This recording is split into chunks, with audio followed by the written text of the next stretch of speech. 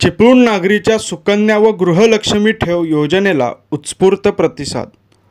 April 2024 पासून सुरू होणार सक्षम महिला सक्षम कुटुंब कर्ज योजना।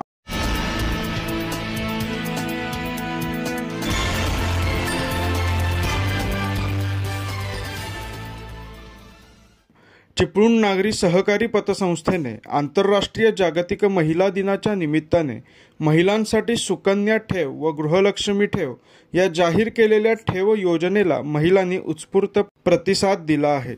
या योजनेअंतर्गत 350 खात्यांद्वारे 2,48,00,000 रुपये जमा झालेत, तर 3 दिवसांमध्ये एकूण ठेवीत 5,90,00,000 रुपयांची वाढ झाली आहे, अशी माहिती या संस्थेचे संस्थापक अध्यक्ष सुभाषराव चव्हाण व मुख्य कार्यकारी अधिकारी सौ स्वप्ना यादव यांनी दिली।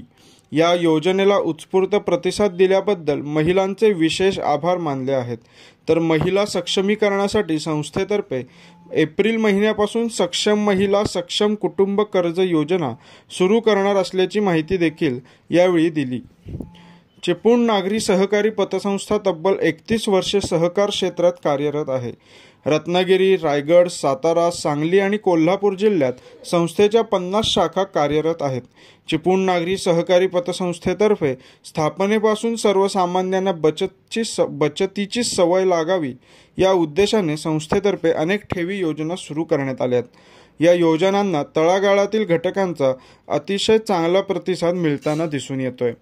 तर आता महिला दिनाचे औचित्य साधून महिलांना बचतीची सवय लागावी आणि त्यांना त्या बचतीचा जास्तीत जास्त परतावा मिळावा या हेतूने सुकन्या व गृहलक्ष्मी ठेव या विशेष योजना सुरू करण्यात आल्या आहेत। सुकन्या ठेव योजनेअंतर्गत 6 महिन्यांसाठी 9.5% व्याजदर देण्यात येणार आहे, तर महिलांसाठी 12 महिन्यांच्या ठेवीकरता गृहलक्ष्मी ठेव योजनेच्या माध्यमातून 10% व्याज देण्यात येणार आहे। यामध्ये महिलांच्या 350 नव्या खात्यांद्वारे 2,48,00,000 रुपये जमा झालेत, तर 3 दिवसात एकूण ठेवीत 5,90,00,000 रुपयांची वाढ झाली असल्याची माहिती संस्थेचे संस्थापक अध्यक्ष सुभाषराव चव्हाण व मुख्य कार्यकारी अधिकारी सौ स्वप्ना यादव यांनी दिली।